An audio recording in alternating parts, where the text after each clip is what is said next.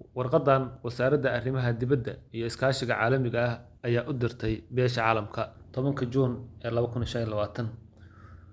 Ujeeddo muhiimadda qaab dhismeedka C6+ ee marxaladda cusub ee Soomaaliya. James Swan, wakiilka gaarka ah ee Xoghayaha Guud ee Qaramada Midoobay u qaabilsan Soomaaliya iyo madaxa UNSOM. Mudane James Swan, dowladda federaalka ee Soomaaliya waxa ay kuu soo gudbinaysaa salaan sharaf iyo tixgelin sare. Sidoo kale waxaan ku muujinaynaa mahadnaq qoto dheer oo ku saabsan taageeradaada joogtada ah ee muddada dheer ku dhisan oo aad u fidisay dadaallada nabadeynta, xasilinta iyo horumarinta hay'adaha dowladeed ee Soomaaliya 10kii sano ee la soo dhaafay. Waxaan halkan kugu wargelinaynaa in dowladda federaalka ee Soomaaliya ay dib u eegis ku sameysay muhiimadda iyo waxtarka qaab dhismeedka C6+ ee hadda, iyadoo la tixgelinayo marxaladda cusub ee dalka. Qaab dhismeedka C6+ waxaa la abuuray xilligii ay Soomaaliya ku jirtay xaalad kala guur ah oo siyaasadeed, xasilooni darrona ay jirtay, waxaana xilligaasi loo baahnaa wada shaqayn degdeg ah iyo madal midaysan oo ay beesha caalamka kaga falceliso xaaladda. Qaabkan waxa uu ku yimid baahida ka dhalatay xaaladdii dalka kadib 2010kii, marxaladdaas oo ahayd mid ay hay'adaha dowladnimo ay jireen balse ay tabar darnaayeen, sidoo kalena madax-bannaanida dalka ay aad u koobnayd.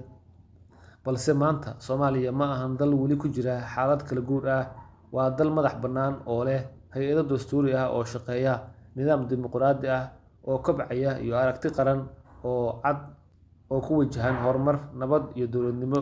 Dowladda uu hogaamiyo Madaxweynaha Jamhuuriyadda Federaalka Soomaaliya Mudane Xasan Sheekh Maxamuud waxa ay si buuxda ugu howlan tahay hirgelinta ajendaha isbeddel ee qaran.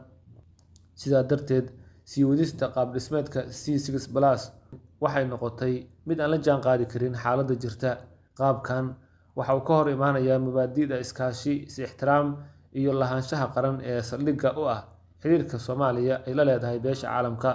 Waxaa si weyn loo dareemayaa in isticmaalka magaca C6+ ee hadalhaynta caalamiga ah uu si qaldan u muujinayo in Soomaaliya weli tahay dal la hago ama la maamulo, iyadoo lagu eedeynayo in aysan si buuxda uga tashan karin siyaasadda gudaha, taasoo dhaawacaysa sumcadda iyo bisaylka hay'adaha dimuqraadiga ah ee dalku leeyahay.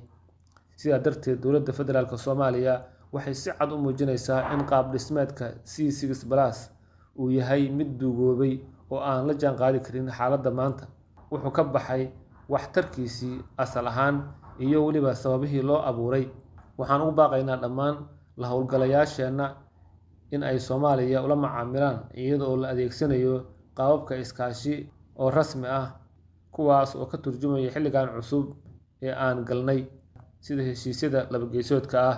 Soomaaliya waxaa weli ka go'an in ay si dhow ula shaqeyso dhammaan wadamada iyo hay'adaha xubnaha ka ah C6+, iyada oo ku saleynaysa ixtiraam, is-afgarad iyo higsiyo wadaag ah.